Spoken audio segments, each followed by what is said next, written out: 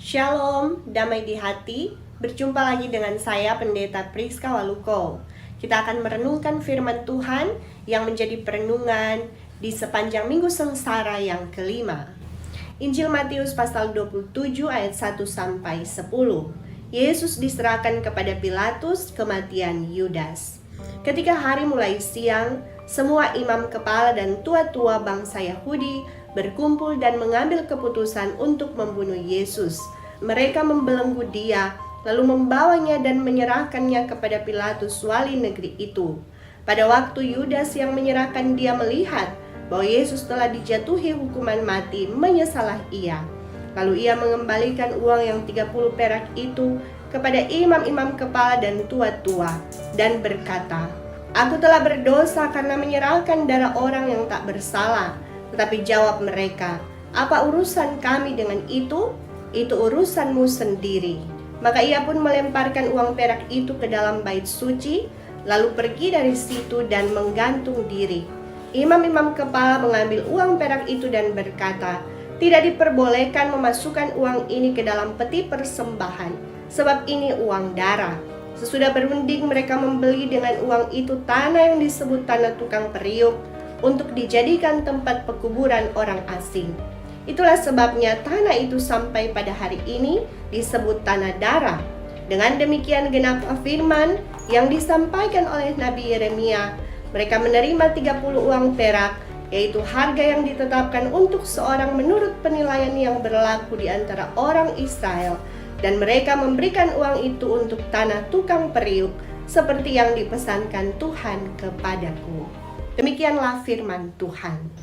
Saudaraku, ada sebuah pepatah yang berkata, penyesalan selalu datang terlambat, yang berarti perasaan sesal atau rasa bersalah yang nanti dirasakan setelah melakukan kesalahan. Perasaan inilah yang dirasakan oleh salah satu murid Yesus Kristus yang namanya sudah sangat terkenal, khususnya di kalangan kekristenan. Dialah Yudas Iskariot. Namanya dikenal bukan karena hal yang baik, tetapi sebaliknya hal yang sangat buruk, yaitu karena dialah murid yang telah menjual Yesus Kristus gurunya kepada imam-imam kepala dan tua-tua Yahudi. Secara kronologi kejadian, perbuatan Yudas ini menjadi penyebab Yesus menjalani rangkaian Via Dolorosa atau jalan kesengsaraan menuju kematiannya tersalib di Bukit Kalvari. Kisah Yudas menjual Yesus dicatat oleh ketiga Injil Sinoptik. Tercatat bahwa setelah menjual Yesus seharga 30 uang perak, Yudas berunding dengan imam-imam kepala tua-tua Yahudi, juga kepala-kepala pengawal bait Allah. Dan sejak saat itu, Yudas mencari kesempatan yang baik untuk menyerahkan Yesus. Kisah ini dapat dibaca dalam pasal 26 ayat 14-16 dan bacaan paralelnya. Bacaan kita di saat ini merupakan bagian dari rangkaian kisah penyaliban Yesus Kristus. Dalam Injil Matius tercatat mulai pasal 26 ayat 14 hingga pasal 27 ayat 61.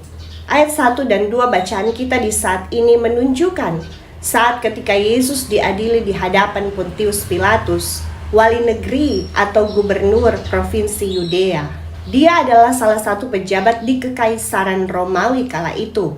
Terjadinya hal ini menggenapi nubuatan yang sudah Yesus sampaikan sebagai pemberitahuan tentang kematiannya kepada murid-muridnya dalam Matius 20 ayat 19. Bahwasanya Yesus harus diserahkan kepada bangsa-bangsa yang tidak mengenal Allah atau para Gentiles, yakni orang-orang non-Yahudi. Pontius Pilatus awalnya enggan menghukum mati Yesus, namun karena desakan orang banyak yang telah dihasut oleh imam-imam kepala dan tua-tua Yahudi, Pilatus akhirnya menjatuhi Yesus dengan hukuman salib. Meskipun begitu, Pilatus mencuci tangannya yang secara simbolis menunjukkan bahwa dia tidak bertanggung jawab atas kematian Yesus. Namun kita tahu bahwa sampai hari ini, nama Pontius Pilatus tercatat bahkan diungkapkan dalam setiap pengakuan iman gerejawi bahwa Yesus Kristus menderita di bawah pemerintahan Pontius Pilatus. Ayat 3-10 beralih pada kisah kematian Yudas. Bagian ini menunjukkan bagaimana Yudas menyesal karena Yesus telah dijatuhi hukuman mati. Ada teori dari Gary Wills, seorang penulis dan filsuf Amerika, yang mengatakan bahwa selain untuk mendapatkan uang, motif Yudas menjual Yesus adalah juga untuk kemerdekaan Israel atas Romawi. Karena itu Yudas menjual Yesus kepada imam-imam kepala dan tua-tua Yahudi supaya mereka dapat memaksa Yesus menggunakan kuasanya melawan dan menghancurkan musuh mereka, yaitu bangsa Romawi.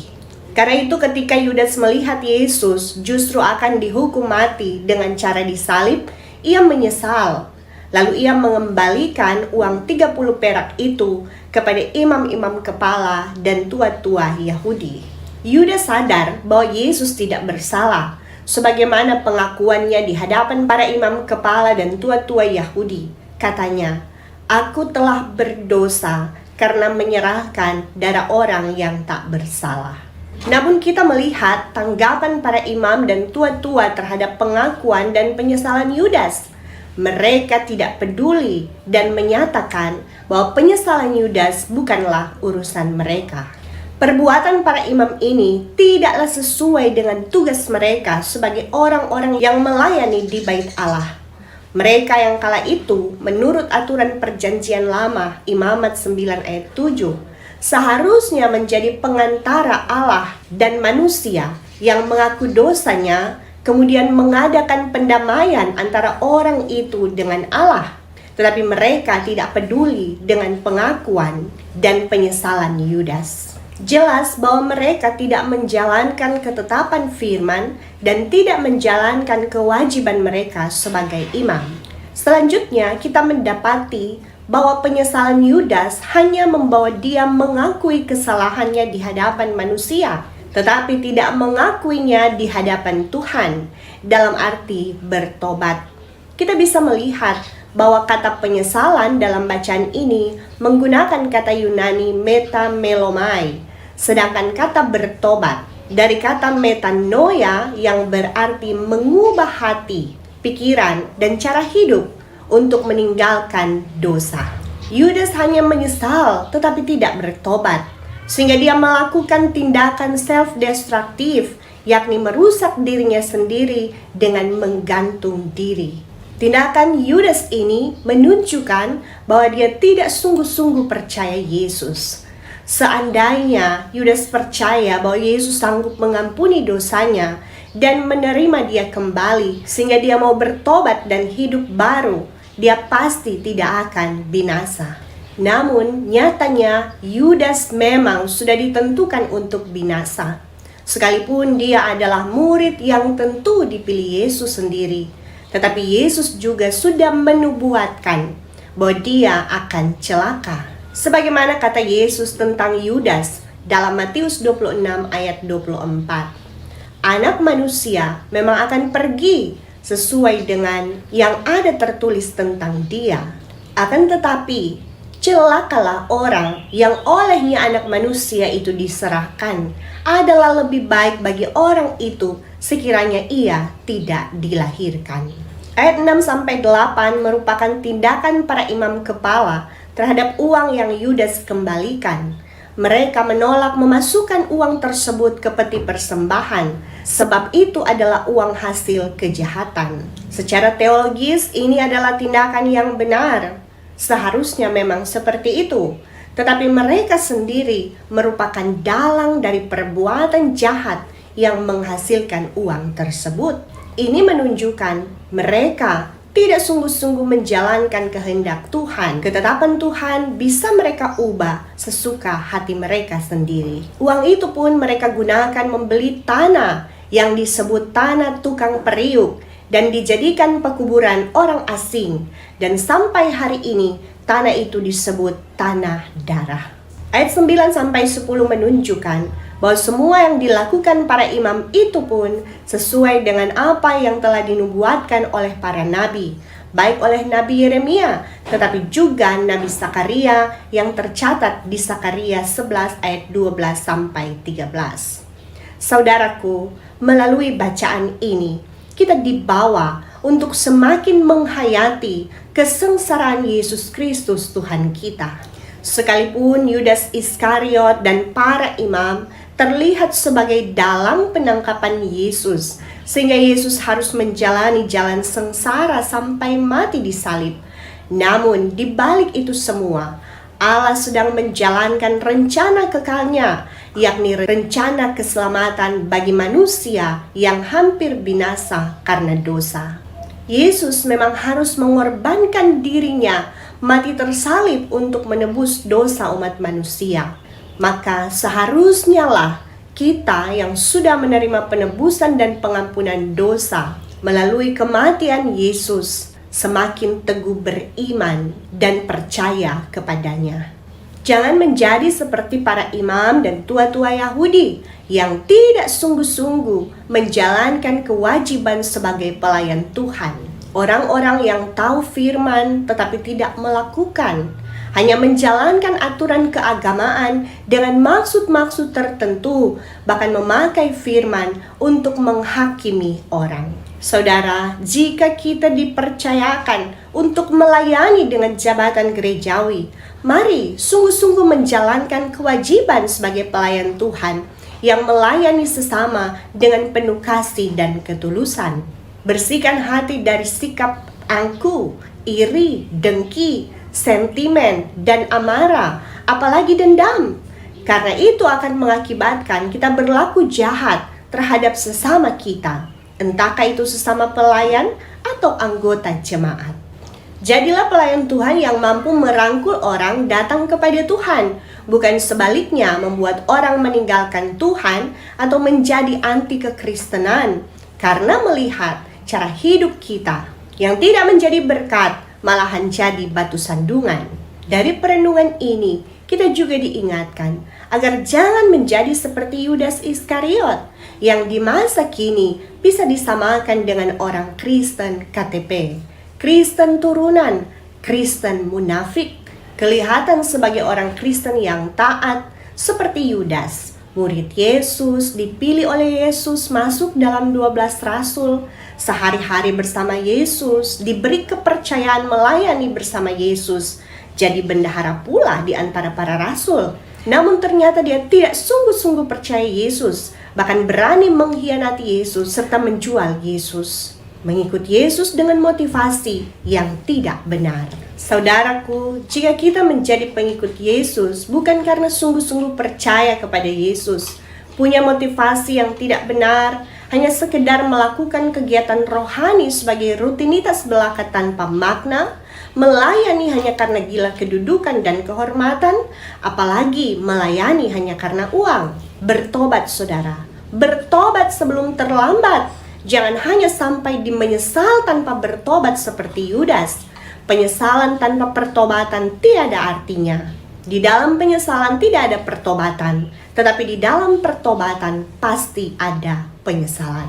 Orang yang hanya menyesal akan membawa dia pada tindakan merusak diri, tetapi orang yang menyesal lalu bertobat akan membawa dia bangkit dan meninggalkan kesalahannya, masa lalunya, dan dosanya, kemudian berubah menjadi manusia yang baru, yang hidupnya tidak akan sama lagi dengan hidupnya yang dulu. Inilah yang dialami oleh Rasul Petrus, berbeda dengan Yudas Iskariot. Petrus juga pernah jatuh dalam dosa penyangkalan kepada Yesus. Namun Petrus menyesali dosanya, lalu bertobat dan mengikut Yesus dengan setia hingga akhir hidupnya. Mari saudara, mengingat kita semua adalah manusia berdosa. Pasti kita pernah jatuh dalam pelanggaran, punya masa lalu yang kelam, banyak kejahatan yang sudah kita perbuat. Percayalah saudara, belum terlambat untuk bertobat. Jika saudara menyesali dosa-dosa saudara, saudara juga harus mengakui semua perbuatan saudara kepada Tuhan, serta bertobat sungguh-sungguh, jangan kumat-kumat lagi. Jangan permainkan kasih karunia Tuhan yang sudah kita terima di dalam pengorbanan Kristus. Ingat saudara, jangan menjadi seperti Yudas yang berpikiran pendek, menggantung diri karena penyesalan akan dosanya. Ini kesalahan terbesar Yudas, yakni ia tidak percaya bahwa Yesus sanggup menyelamatkan dia. Yudas meragukan besarnya kasih dan kuasa Yesus untuk mengampuni dan menebus dosanya. Seperti itulah pemikiran dan perasaan orang-orang yang ditentukan binasa, yakni mereka menganggap rendah karya keselamatan yang Yesus kerjakan. Mereka menganggap pemberitaan tentang salib adalah kebodohan dan mereka menolak Yesus sebagai Tuhan dan Juru Selamat. Saudara, jika kita sudah melakukan dosa, sebesar apapun dosamu, percayalah tidak ada dosa yang terlalu besar untuk Yesus tebus dan ampuni. Yakinlah bahwa kasih Yesus sangat teramat besar untuk menutupi dosa kita, dan darah Yesus sanggup menghapus dosa kita. Jangan percaya iblis yang senang mendakwa bahwa dosa kita terlalu banyak dan besar sehingga kita tidak berharga lagi. Kita tidak bisa diterima lagi. Karena itu dalam hidup ini jangan pernah kita menjauh dari Tuhan agar iblis tidak mendapat celah untuk menguasai kita sehingga kita jatuh dalam pikiran negatif, perasaan bersalah, dan melakukan perbuatan-perbuatan merusak diri. Tetapi datanglah kepada Yesus. Dia sungguh mengasihimu dengan kasih yang besar. Dia sudah menebus segala jenis dosa kita lewat kematiannya di kayu salib. Kita berharga baginya. Ketahuilah, Yesus tahu saat kita menyesali dosa. Dia menunggu kita datang mengakui dosa dan bertobat dari dosa-dosa kita. Dia mau kita hidup baginya dan tetap setia mengikut Dia selamanya. Amin. Sampai jumpa, saudara.